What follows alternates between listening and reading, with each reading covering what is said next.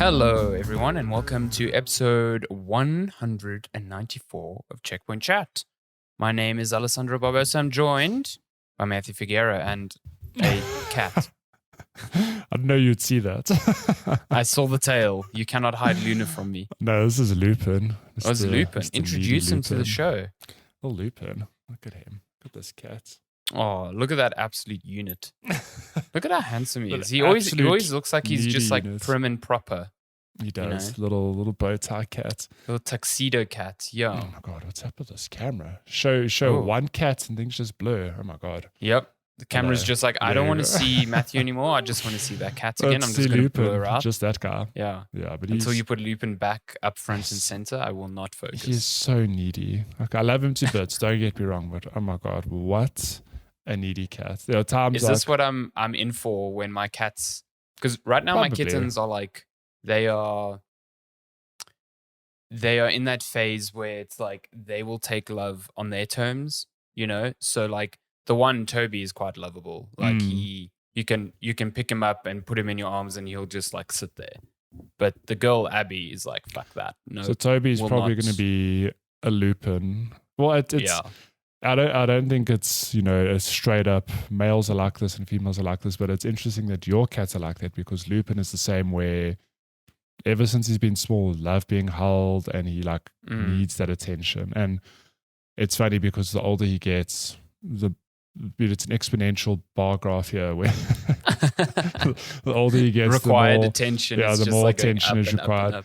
Whereas Luna is also like, as a kitten, she's like, please don't touch me. It's all on my terms. Yeah. But the older she gets, it's funny, she kind of wants attention, but she doesn't want it. She'll be like, touch me, don't touch me. Love me, how dare you? like Abby, she'll come, if I'm playing games and I'm sitting on the couch, she'll come and like sleep next to me, but she doesn't sleep on the bed at night. We have like little igloos and she'll rather sleep in those. She'll only jump on the bed when she wants to bite Shawnee's nose at 4 a.m. for food. You might find that it'll change because like our cats in summer, they hardly sleep on the bed. Like they'll sleep wherever else. But in winter, you'll wake up and you're anchored because they're just like on your legs because they want warmth, obviously. So I don't know. When they get older, you'll see they'll probably change. But I do find that both of my cats, I mean, Lupin's like 11 now. Luna's 6, 7 maybe, 5, 6, 7. The older they get, they're more affectionate they are. Or it's like even a good example is once in a blue moon, Lupin would sleep under the covers in winter. Like he would insist to come as under a treat. But often, I mean, I remember he'll climb under the covers, laugh for a bit, then get up because he's like, no, it's too hot, or he's just uncomfortable. Yeah. Every single night over the last like 3 weeks, I've put him under the covers. He's just stayed. Oh, really? Like the whole night through? No, like for maybe an hour or two, but he stays, which is unlike him. And it's funny because he snores. So,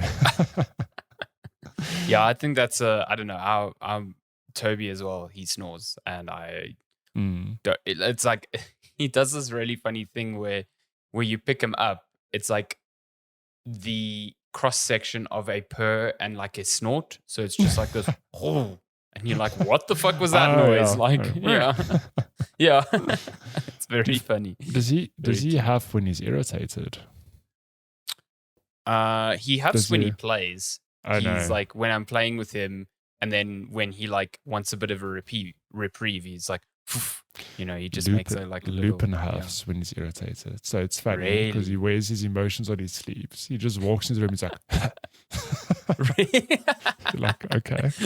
No, he's so you haven't fed me. How dare you? He does. And flicks that tail. It's hilarious. He's a real old man now. I really do think my cats will really like it when we move to a place where they can explore a bit more. Yeah.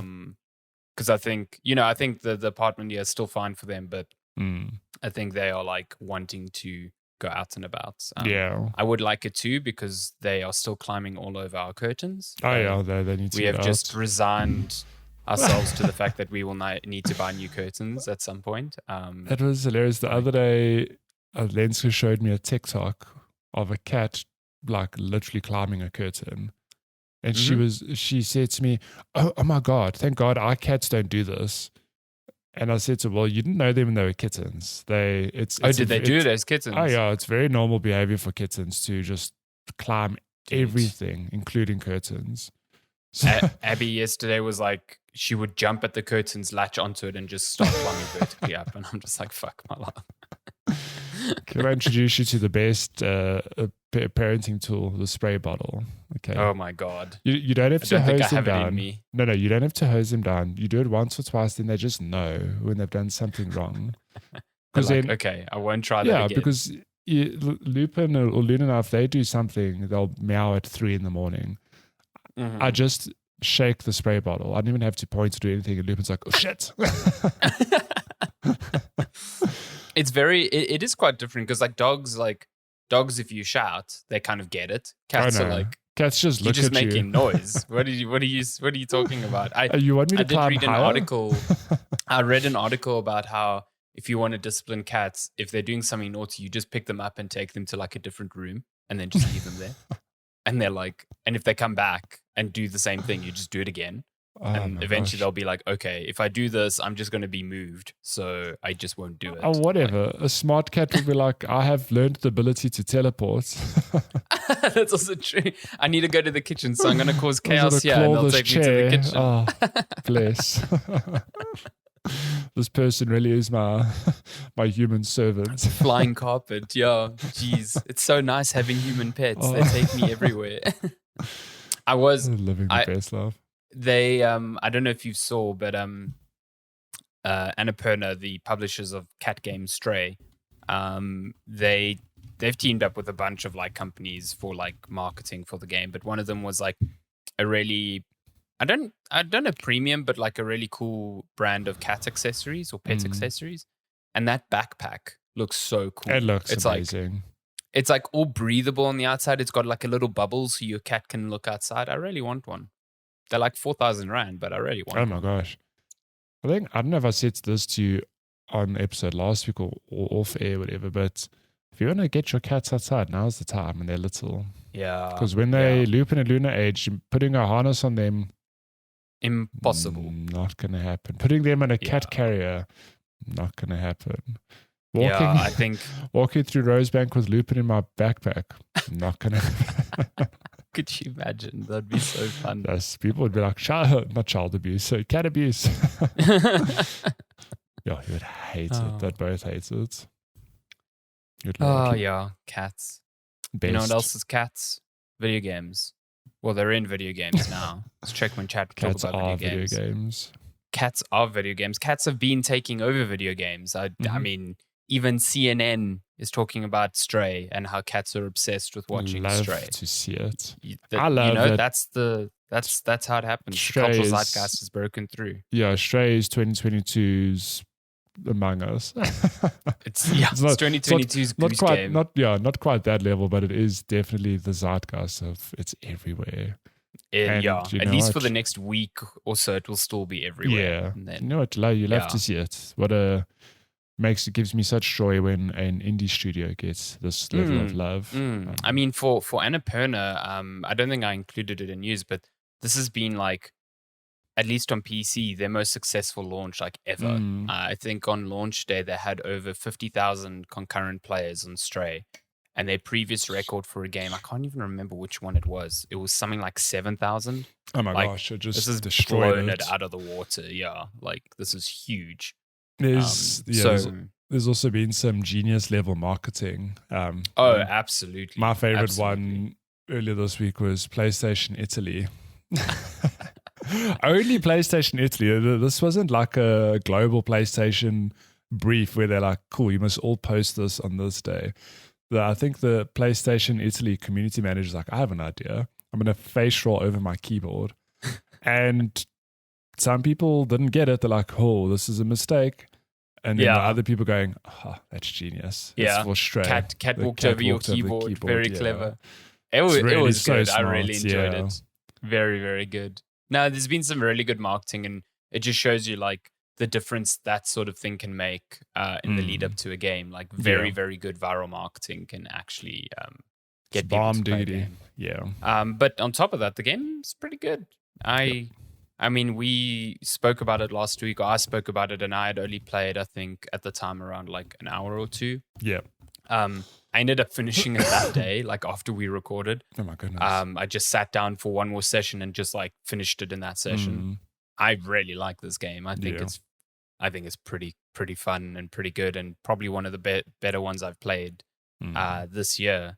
It doesn't really change that much.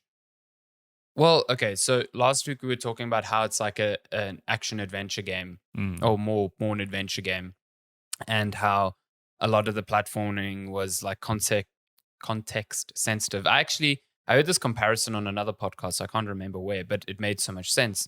They were like, it's like Assassin's Creed. And I was like, oh, right, yeah.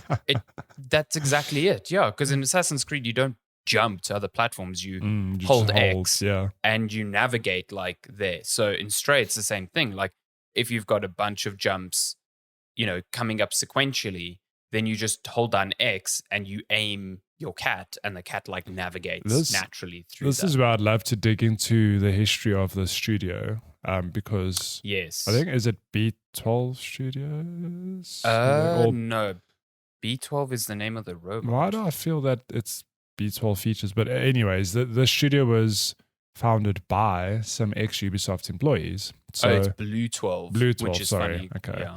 So, are the people who found the studio those very people at Ubisoft? Like we're the dudes behind the jump tech, going on in the engine here. I'd be curious to know. So you're actually right. The two founders, Colas Kula and Vivian Mermet-Givenet, I'm butchering these French names. They both worked at Ubisoft Montpellier. So that is a French Ubisoft. Well, Ubisoft Montpellier, they have worked on Rayman and Beyond Good and Evil. So they never worked on Assassin's Creed, but they stole Assassin's Creed. They stole the Assassin's Creed jump tech before they left. Yeah, they did. They ran out screaming with a briefcase, and in it was a document that just said jump tech on it. It was Rogue One, but the Ubisoft edition. Yes. They're still alive though. Yves Guillemot is still like looking for them. Yeah, cannot believe that this happened. Amazing. So that kind of makes sense. There's like history and legacy there. But yeah, I think the game does a really good job of introducing these new little bits of mechanics here and there. I don't want to like talk about specifics because you've just started playing, and I think a lot of people might not have gotten to that point, even though the game, I think in total is about like 5 hours. Yeah. I think that's what it took me, 5 or 6 hours. But it introduces a mechanic specific for a section.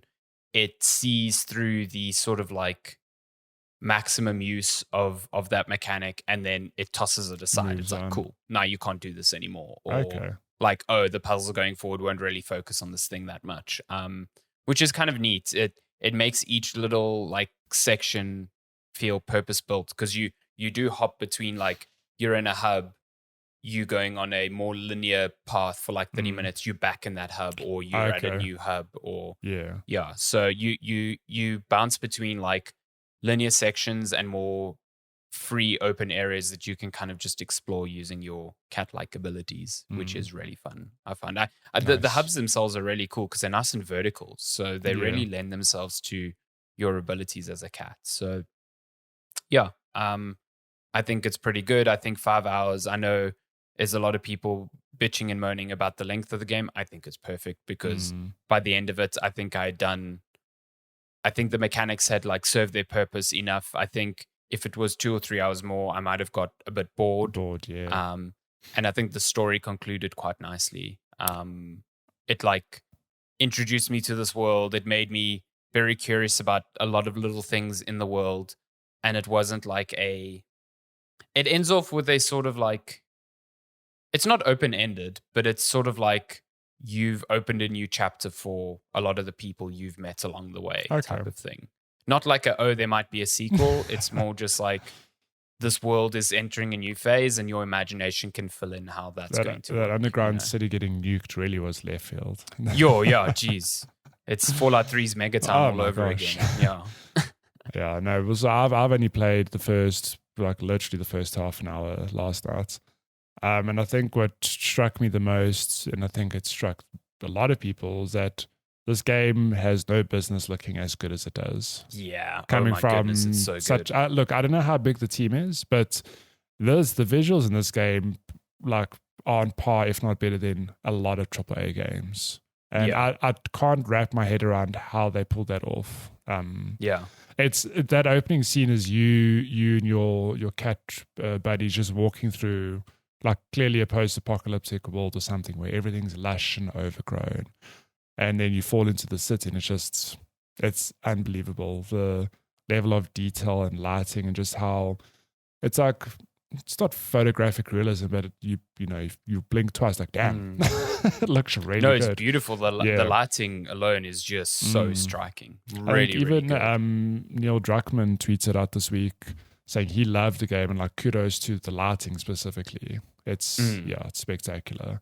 Yeah, and it's next level, and it brings the cities to life because they are underground and in darkness. So it's only those lights that kind of guide your way, and it look it's like a familiar setting. It's like a futuristic city sort of with lots of neon signs and lots of very bright colors, but it does still have a look of its own. I think have you met some of the robot inhabitants and stuff like that? No, only the half robot on the floor. I've really just played the first 30 minutes. Okay, cool. Yeah, but they've got a look. They've got a look to them as well, and the more you meet, it's very fun. They've done a good job of making it a believable world. Yeah, and it's criminal that this game does not have a photo mode. Right. Absolute criminal. It's right. Yeah. It's nice that there's no HUD elements. So 100%. You can take snapshots anyway. But yeah, I feel the same as you. I would love just a mode where I can pull the camera out a bit back or rotate it or something, and just a little bit of you'll find little spots where you can put your little cat into a little nap. Yeah. And when that happens, the camera pulls out and pans around, so you can get some good snaps there. Goddamn. It's good. But it's not preventing some people. I think I saw a photo from one of your work colleagues yesterday that looked fucking great. He's playing on PS5, so he's 100%. So look, on PC, I know Swaddy because he loves taking photos in games, but he's a bit bleak that some games don't support photo modes. But on PC, most games have, I can't remember what the mod's called, but there's a plugin or mod that just literally lets you detach the camera and do things with it. NVIDIA had a thing that did that for some games. I think it was called NVIDIA Ansel or something like that, but I think they stopped working on it. So yeah, you'll find there are some really, really, really good shots of Stray online, but those are on PC with this mod, because they can mess around. But I have a feeling it's something the devs will patch in at some stage. Yeah, I suspect it will be a post-launch thing, and that will be enough for me to be cool, I'll go play this for an hour again because you can, at the end, you can hop between acts. Okay. So, yeah, then I can be cool, I remember that city, I want to go there and take a photo there. Play it on PS5 with that good DualSense. Yeah, tell me about those DualSense features, because those were completely absent from me playing on PC. Which, on that, I think I did read as well, they are going to add that to PC. Yeah, because the DualSense is supported on PC, but they need to add the profile to support, get so working. Again, I've only played the beginning of the game, but you'll remember the opening is you hang out with your cat buddies, and there's a lot of purring, a lot of tomfoolery and licking, and that DualSense is just it's just real good. Even when that opening, it's raining, it's got that good subtle vibration. That pitter patter, oh hell yeah. Yeah, I think that's a feature I really want to see used more on the DualSense. I feel that did Stray get funding from Sony or backing from Sony? Because it feels. Well, it was revealed at a Sony event. It's only on console on Sony. Yeah. It's only on console on PS4. It's technically an exclusive. It feels that they put extra effort into the DualSense, which is cool. Like I wish more games did that. I mean, I know you get multi-platform studios with like whatever, Call of Duty or Assassin's Creed, whatever. And it's so wasted on there. Yeah, it would be cool if I know it takes like resources and actual, team effort, whatever. But if those studios just said like, cool, here's a team or a person that their sole purpose is to make it feel good with the DualSense, like you could really make a game that little bit more immersive on PlayStation. But it's kind of it's kind of exactly what we said when the consoles are coming out. Like the DualSense is a cool idea, but like we've seen over nearly 2 years now, it's only really cool on the first party stuff or on the stuff that Sony has funded. Yeah. The stuff that's coming out everywhere, yes, it has it implemented, but I find it the most like boring implementations that I often end up turning off because they just don't feel that good. Yeah.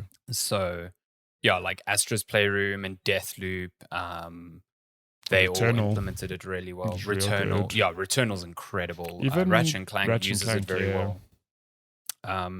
But then like the stuff like the Call of Duties just don't feel good. No. Funnily enough, Gran Turismo doesn't feel good with that stuff, I don't think. I think it feels pretty bad.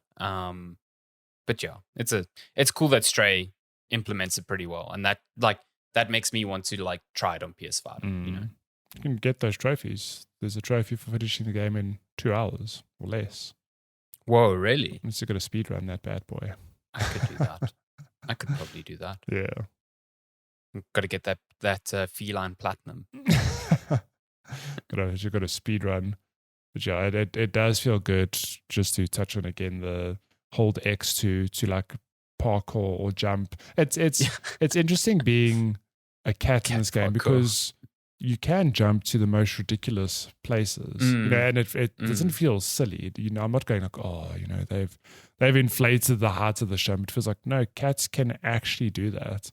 I mean, I think the biggest compliment I can give this game is that, as we spoke about at the top of the show, we're both cat dads now, and shit, this game mimics that cat behavior so well. It captures it so well. Yeah, and even in some surprising ways, like I laughed when there's one part where obviously you fall and you're in the city and your cat gets up and then just licks its paw, like has a quick bath and then you carry them. Like that's so 100% accurate. Yeah, it's hilarious. But it's also like it's not just. I know there's been some discourse around like this game should have just been about cats and a cat like causing chaos, and like I don't agree with that because like I think it makes use of the chaotic elements that you associate with cats and makes those into mechanics that you can actually use in a game. So like there are a few puzzles which you can only solve by getting up on a shelf and knocking over like a box or a bottle that reveals a key item. That's like injecting the natural chaos of a cat, of like knocking things off shelves and actually turning it into a purposeful like mechanic. So as opposed to just like, haha, you knocked box 100 over the shelf. This is fun. Yeah, this isn't Goat Simulator where the whole it's not a cat simulator. Chaos. It's not trying to do that. Yeah. No. But that said, like it simulates the actions of a cat very well, and I think it animates them incredibly well. Yeah. It just the animation on everything is just unbelievable.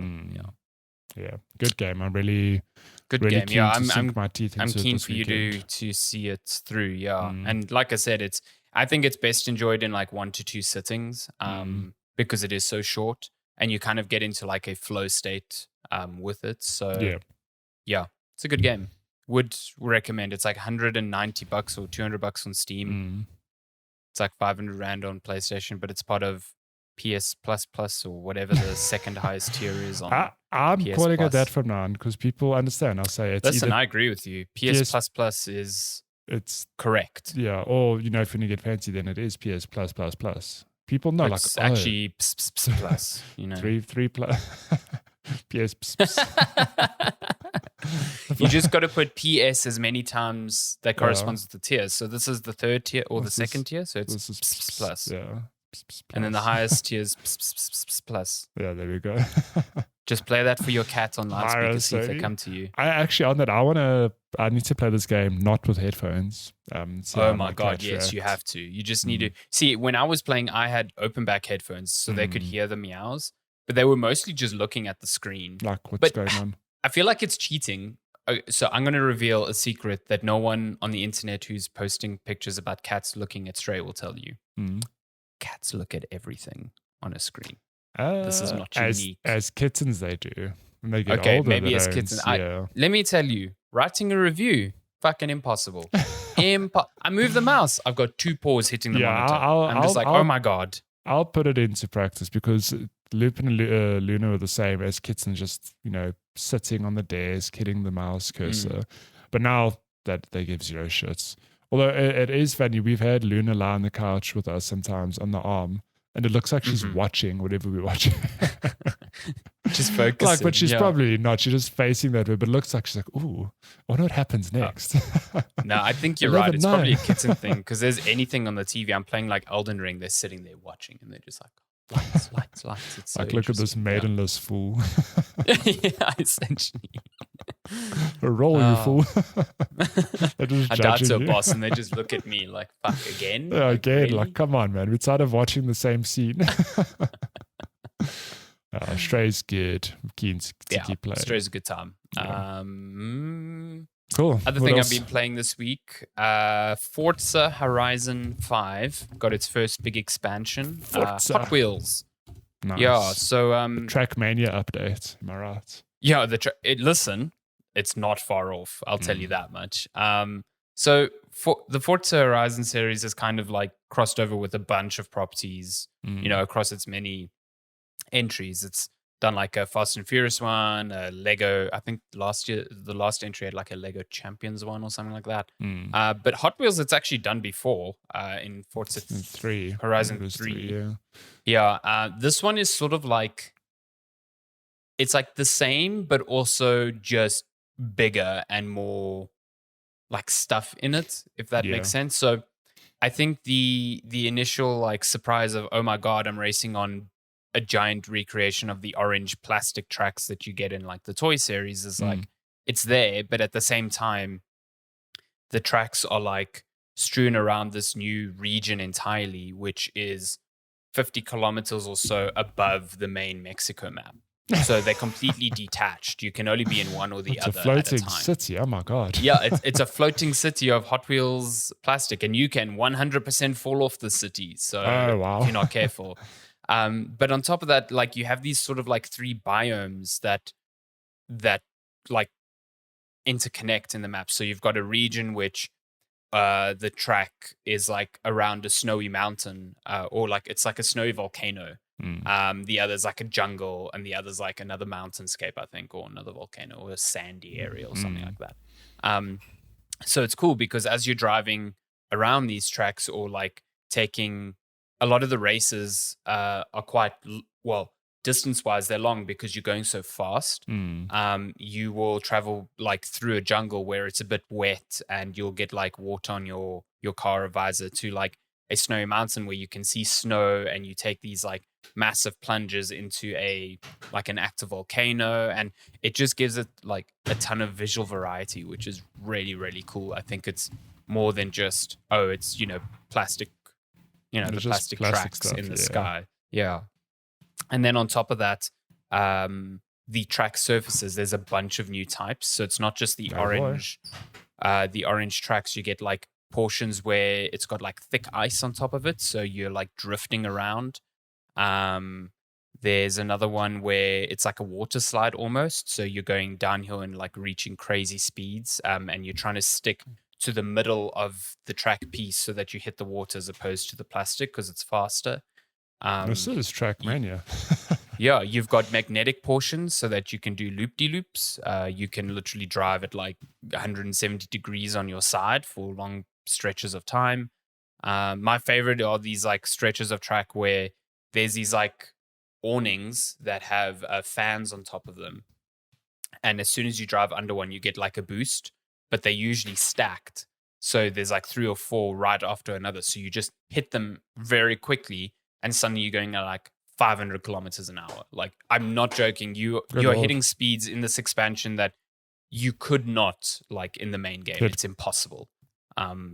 So it's very, very, very cool in that sense. Like, just the sort of like driving and the sense of speed that this expansion gives you is really nice. There's a lot of focus on maintaining speed. So sometimes when you hit like the side of a wall or you brake, like getting back up to speed can feel a bit weird because it might not look like it, but you're sometimes going at like really extreme angles upwards, and that's like really affecting your acceleration. Yeah. And that kind of sucks when you, in the first like hour or so of the expansion, because the progression is quite different this time around. When you start there, you're confined to a certain class of car. So at the beginning, you're only allowed to drive B-class cars, for example. And then you've got to do events like races or speed traps or story events, and all of those reward you with medals.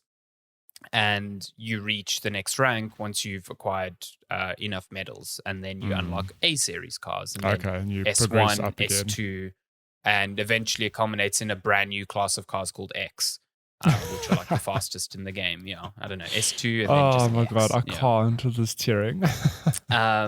So at the beginning, it feels a bit weird because you've got these like really cool stretches of track, but you're restricted to B-class cars, which are quite slow. You know what I mean? Like in the grand scheme of things, they're like the very middle of the car tiering in Forza Horizon, because you go from like D, C up to B. So at times it can feel like you're going through these tracks at a bit of a molasses speed. But then as you start ranking up and accessing new classes of vehicles, then it starts like feeling like, oh, this feels like Trackmania now. You know what I mean? It never reaches that sort of like accuracy required to race it that Trackmania does, but it does give you that sense of speed. Yeah, which is cool. Yeah. The one thing I don't like is that because you've got this like strict format, you're not really, you played Forza Horizon 5. The beauty of that game is like the freedom to do whatever you want. Like if you love street races, you can continue just doing mostly street races for a very long time, or sprints or Baja races or whatever. Here it's like, no, there's only like 4 races in each tier, and those only give you a certain number of medals, and usually that's not enough to rank up. So you've got to go seek out like speed trap events or speed drift events or speed zones, or you kind of have to do like every event on offer at each tier to get to the new tier. And that kind of takes away, I think, from the freeform nature of, the Horizon series, kind of letting you enjoy the game for what, in the events that you like doing and not forcing you down a certain path. So it's a weird change that I don't particularly vibe with. Hey. I don't think it'll be a huge problem for most people, but I preferred having a choice. Whereas here, it just felt like I had to tick off things on a checkbox. Otherwise, I could not progress. I must say that was one nice thing about. Look, it was hit or miss for me sometimes as well, because sometimes I like the thing of being led down a specific pathway. But I think in the instance of Forza, it was nice to just drive in that direction. Oh, there's a race here. Let me do that, whatever. It wasn't a thing of, oh, look, now I've got to do this, whatever. Exactly.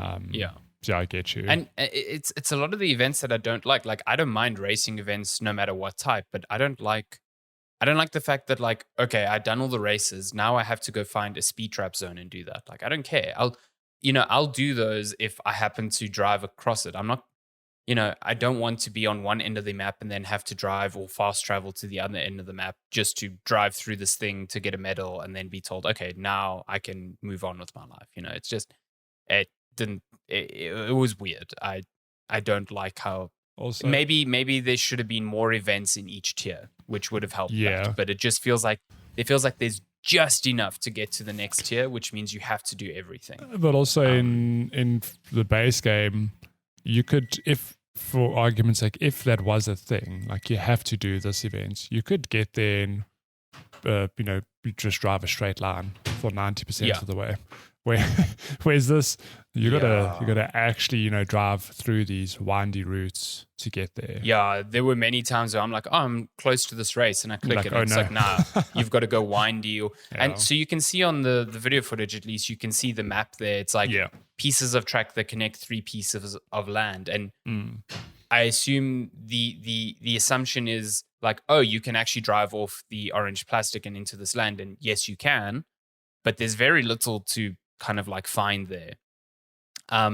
And I think what's slightly more annoying is that there are only specific parts where you can get back on the track. So usually where you get off the track is usually where you have to re-enter it. Okay. So it's not like I can use the land to like make a big shortcut. I guess I could if I knew where all the re-entry zones to the track would be, but more often than not, the GPS just like keeps you on the track. It's just like, nah, just stay on here. Yeah. So look, but it is a fun expansion. Yeah, like, I was going to say, really just looking at this footage, I'd love to play this. But it's interesting. So Forza is obviously, it's part of Game Pass. I don't think this is included. I think this is an actual paid. I mean, not that it's expensive, but it is a paid DLC.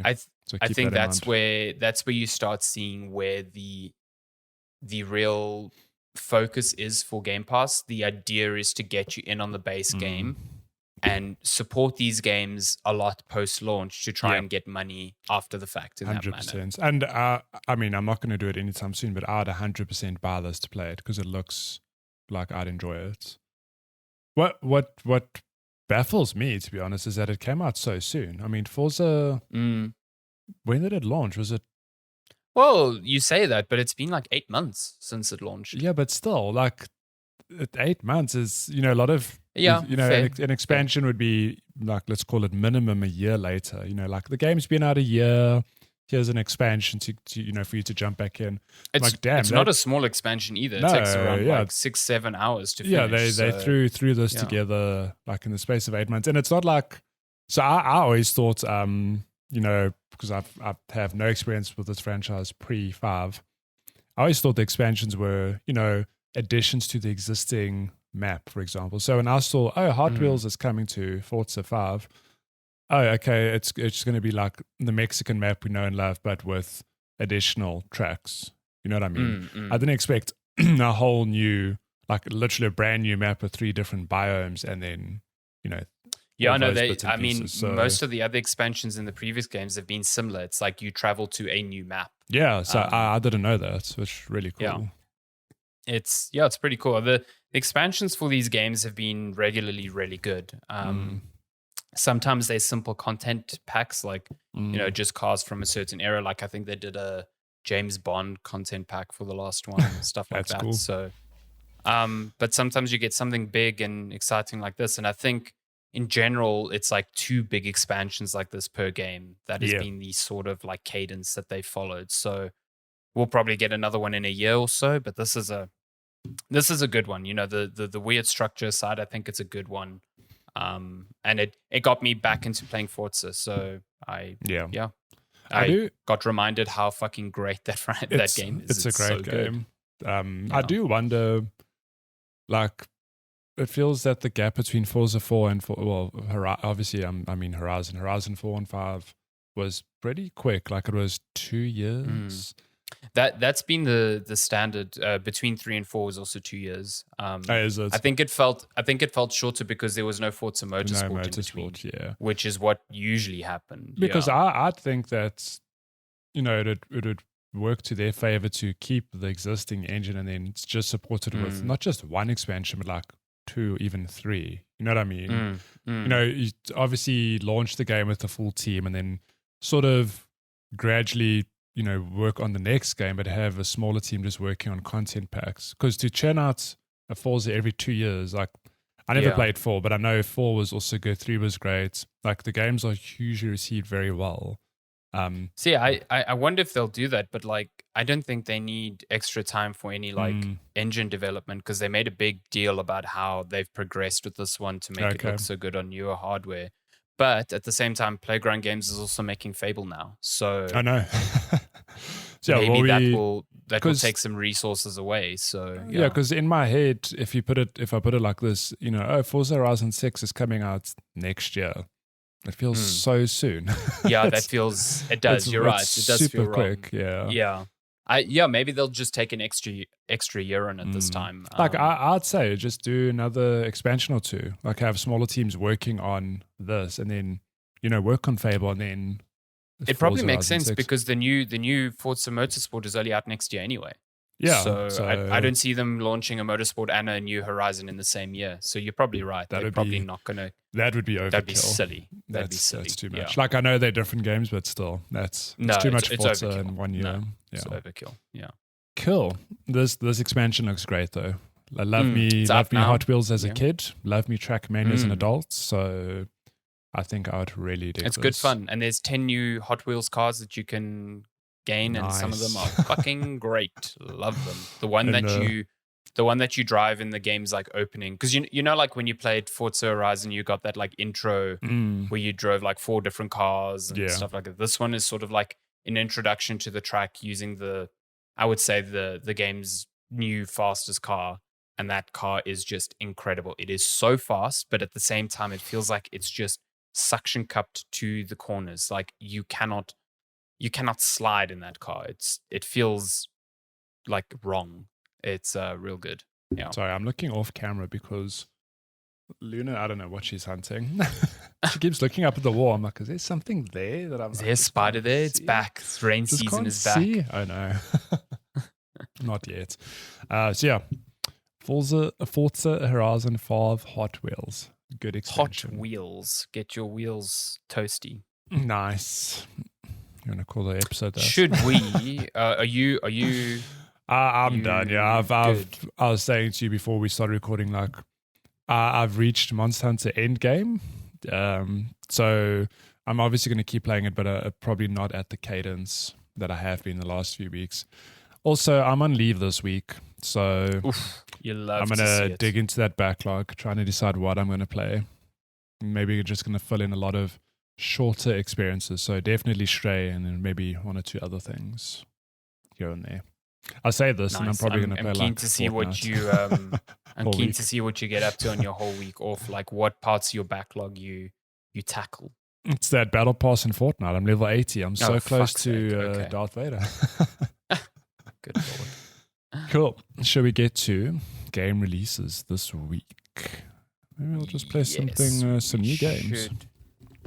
You could just play some new games. We're looking at game releases from today, July 23rd, up until, I assume, July 30th or July 29th. Okay, so moving on the right page.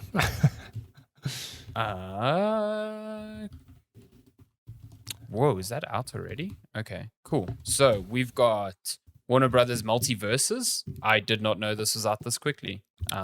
This is so interesting because I swear there was like a beta this week. It must have been on the PlayStation Store when I was resubscribing to Plus, where I saw this was on the store, and I was like, hold up, like, can I play this now? I had no idea it was out, but it must have been like a pre-order or like something. A preload thing or whatever.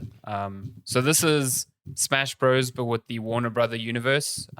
There's been a lot of positive buzz about this game, more than I expected. So they announced a new character at San Diego Comic-Con yesterday, just LeBron James.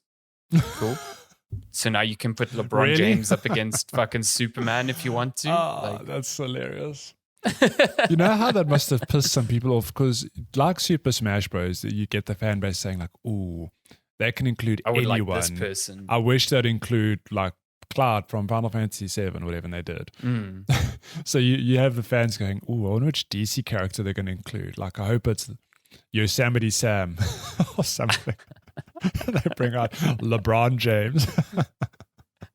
Just famous basketball player, number 1. Hilarious. It's that game, I think because of how many properties, Warner Brothers owns, it's just weird, the cross section of like franchises there. Like you've got Arya Stark from fucking Game of Thrones fighting LeBron James, fighting the Iron Giant, fighting Bugs Bunny. It's just so weird. it's also on a whole nother level of marketing because like it's one way to teach you that, you know, this is all the properties that Warner owns, basically. Yeah, super is smart. there a Mortal Kombat character in there yet? I'm sure like Scorpion I'm sure at should some be in stage there. they'll add like it'd be insane to not include an actual Warner Bros. Fighting character, like a signature fighting character in there. Gonna hit LeBron James with that get over here spike. I need to play this game. What if you use that move on the Iron Giant? Does the like spear just like clink off his chest? Like, what does it latch onto? Well, what level of depth are we getting into with these mechanics? You know, exactly. Do some characters have specific interactions with others? Like Scorpion is weak to Iron Giant, but Iron Giant is weak to Superman. You know what they should do? They should make the Mortal Kombat characters the same as the Pokemon trainer in Smash. So instead of one character, you just swap out. You just have Shao Kahn who throws out like Scorpion or throws out like Shang Tsung. Just put Shang Tsung in there and then he can do all of them. That's also true. He just morphs into all of them. Yeah.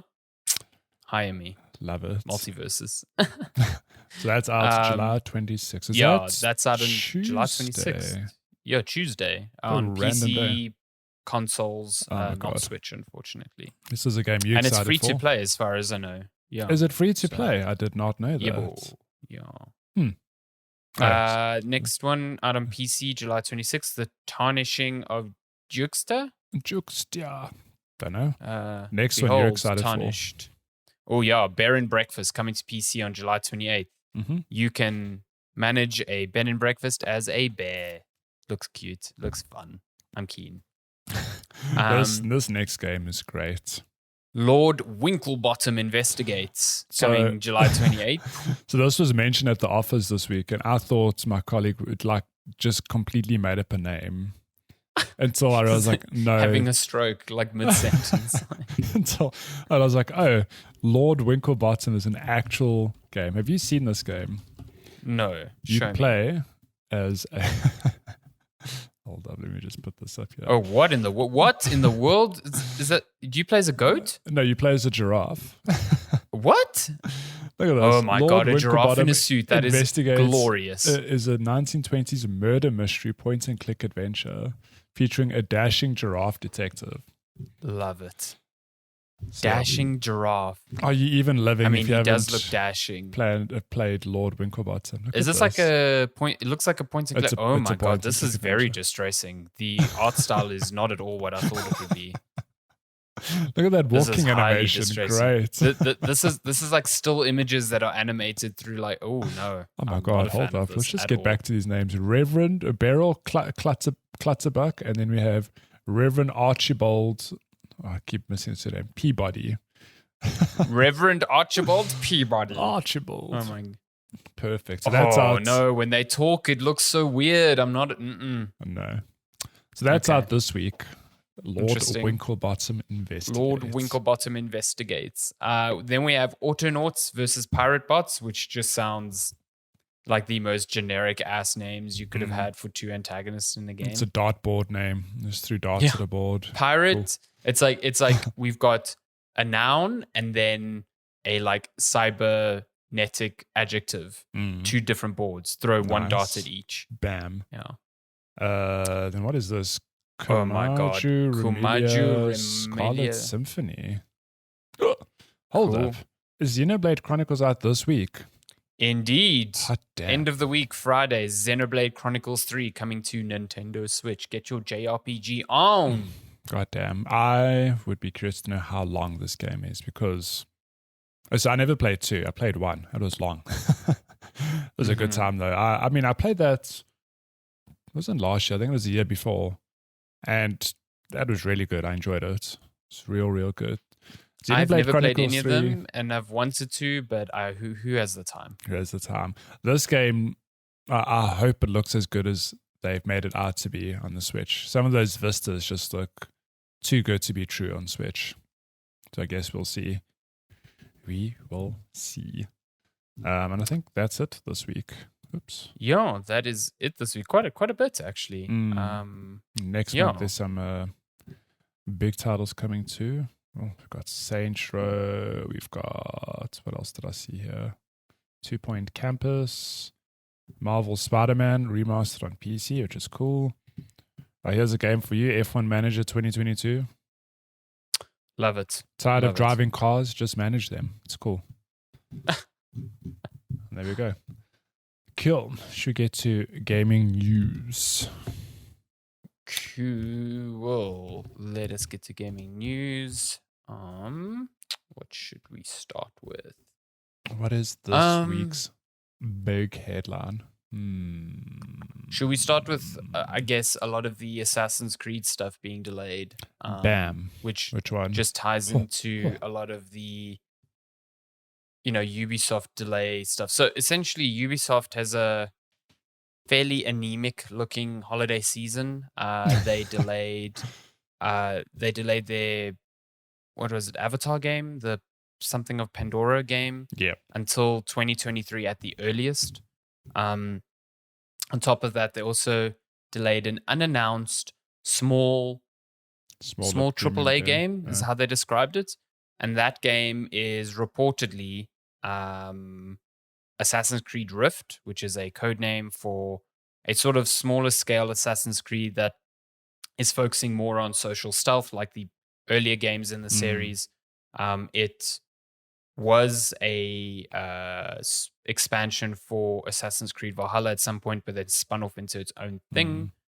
But yeah, it's being developed at Ubisoft Bordeaux's office, and the game is reportedly far behind schedule, according to one Jason Schreier from Bloomberg. The game is now slated for release. Oh, what does he know? How dare he? The game is now slated for release in May or June in 2023. God damn. Yeah. So there's two articles here. So on top of that, Assassin's Creed, there's another Assassin's Creed game called Project Red, which was revealed in a leak. It is reportedly an Assassin's Creed game that will be set in Asia, and it will be included with Infinity. Now, if you recall, Infinity, there's a lot to keep track up with of me here. Yeah. Assassin's Creed Infinity is an upcoming live service Assassin's Creed game, which will sort of act as a kind of like hub for future Assassin's Creed titles, I think for the main ones. So this might be the second game as part of that, because I assume Infinity will launch with something. Noted here is Jeff Grubb of Giant Bomb has said that this game could be set in Japan, which is like, Jesus Christ, finally. How long has it been since people have been asking for Assassin's Creed in Japan? You could just play Ghost of Tsushima now, and it's a pretty good Japan Assassin's Creed. It's very good. But it lacks the assassins, but it's pretty much the same. Well, not the same, but it's a very similar formula. But I would be very curious to see what their take on Japan is. I think we'll know about all of these plans soon, because Ubisoft has announced an event in September which will reveal the future of Assassin's Creed. So I suspect a lot of Assassin's Creed. Yeah, a lot of this will be detailed there. So listen, I'm rooting for the franchise to do something, because I think, I think there are thousands and thousands of people that love Valhalla, and it's certainly sold well enough to indicate that, but I feel like I'm ready for a change in that series. I did not vibe with Valhalla at all. Yeah. Valhalla had like 3 pretty chunky expansions as well. Yeah. It's just too much. I think that's why I'm so keen on like the smaller scale one, because it's back to like these stealth elements that I enjoyed, and it's just more palatable at that size. So 100%, yeah. Yeah. Cool. What do you want to move on to next? Let's look at Immortals Phoenix Rising reportedly getting a Polynesian-themed spin-off. Yeah. That's cool. Visually, less of a copy of Breath of the Wild. Okay, so visually, what about mechanically? Because there was a lot of inspiration for Breath of the Wild when I watched Lenska play. Fair enough. Yeah. I guess now, I guess Immortals Phoenix Rising was like more surprising of a hit for Ubisoft than even they assumed. Because I think pre-release, people were like, oh, this doesn't look like what it was originally set out to be, and it looks like a Breath of the Wild clone, but like everyone who's kind of played it just says it's like fun. It is a paint by numbers open world, but it is still fun. It's got a good it's got a good sense of humor. I think the best way I could explain it is like, imagine Saints Row and Breath of the Wild had a baby, but Immortals is less like crude, if I could say that. It's just like the wackiness of Saints Row with the open world of Breath of the Wild, with the paint by numbers mechanics of every other open world RPG, with skill trees and. But I haven't played it. I've watched Lensa play it. It looked like a lot of fun. It's like one of those games I'd love to play. I just need to make the time for it. So a sequel, I know it'll probably be received very well, and I'd be keen to see what it looks like. Yeah, so this leak comes from good old Jeff Grubb again. This time, what does he know? On a different podcast. Jeez, he knows everything apparently. That Ubisoft is looking at another entry in the series again, but it's going to be completely different setting, and it will probably be a Hawaiian Polynesian setting, which I think is pretty cool because that's a setting like that I think is quite novel. It's very easy to just do they did Greek mythology, so what if they do Norse mythology, or what if they do like an Asian or Japanese setting, like Polynesian Hawaiian? That's interesting and different, so I'd be super keen on that. But it's apparently in early pre-production. There's some concept art, but it's maybe only coming out in 2025. So that's I was going to say it's far away. Probably a long time away. Yeah, and things could change between now and then. We've seen things being outright cancelled. So yeah. What do you want to jump to?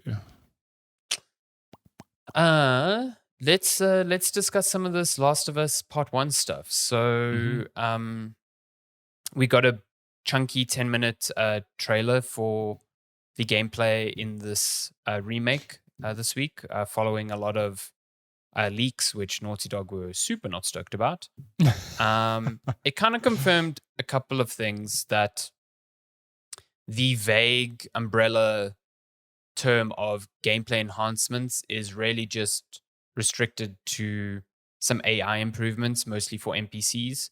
So I think if you remember in the original Last of Us, Ellie had this really funny behavior of running into like clickers by herself and like the enemies completely ignoring her because like you had no control over that player. So I think they've refined that quite a bit. But in terms of like combat changes, nothing's different. There's no like proning or crouching or any sort of like those mechanics that they introduced in the second one that made it feel like a more refined stealth game, which I'm a bit disappointed about.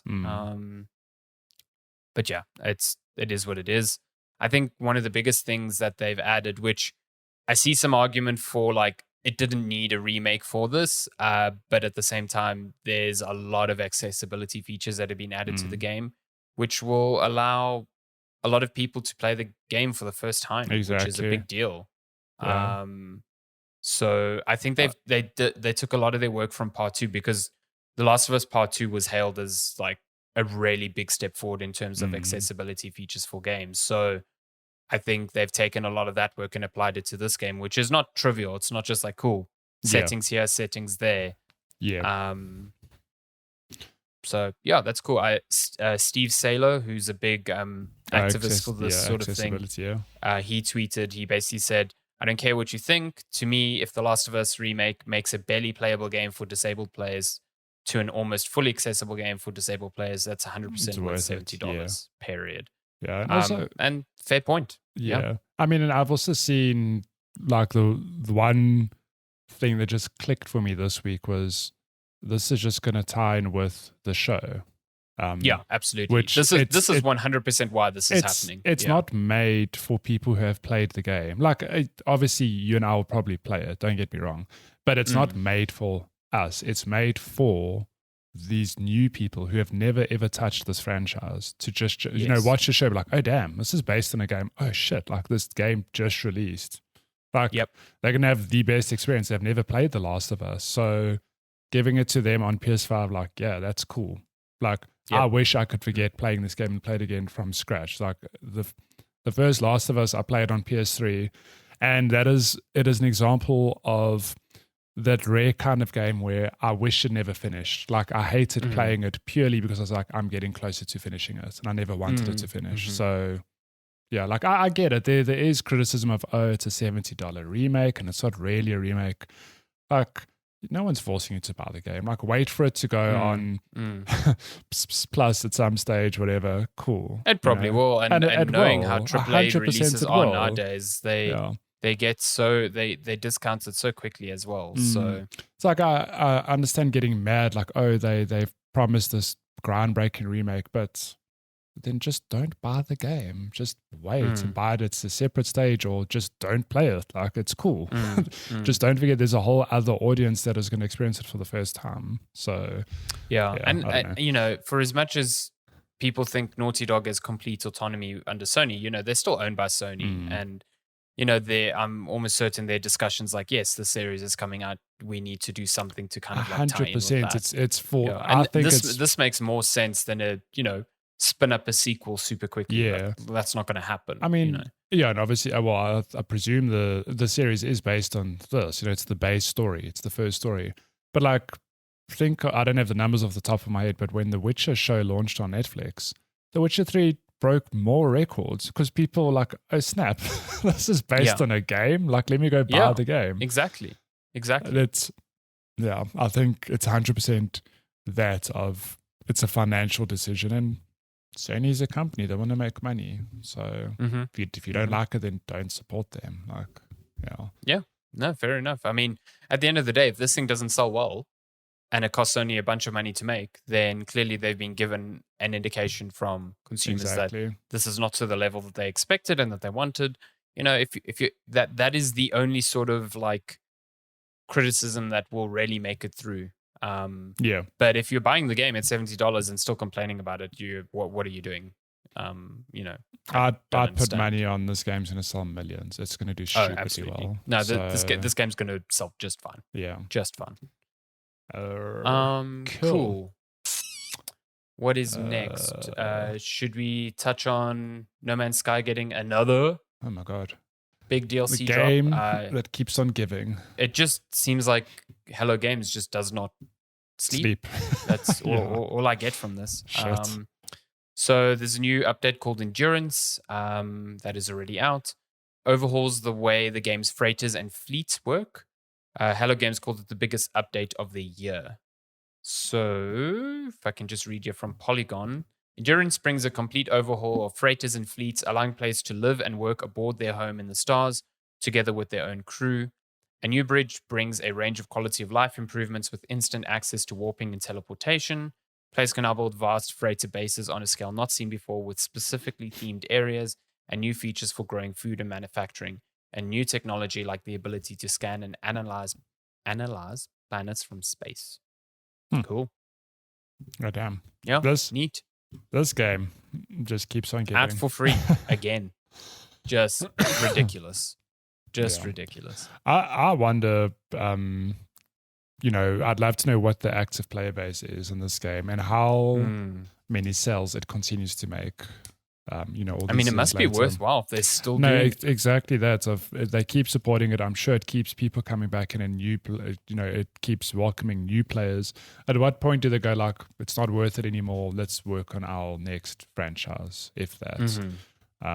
Because I don't know, No Man's Sky has been around for it's like years now. I mean, I'm not talking like a decade, but it has been a good handful of years. So good on them. What a good redemption story for the studio. Yeah, it is. It's really cool. I do like that. So yeah.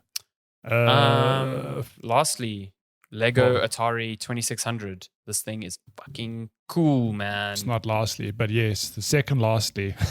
Oh, did I miss one? Lego's Atari 2600 is cooler than it needed to be. It's so cool. So, I mean, we already saw the Lego NES before, but this seems like a level above. Like, this is a Lego recreation of a console that, it has a really distinct look. It's got that wood grain feel, a lot of black, but it just looks incredible. It's got all of the switches are movable.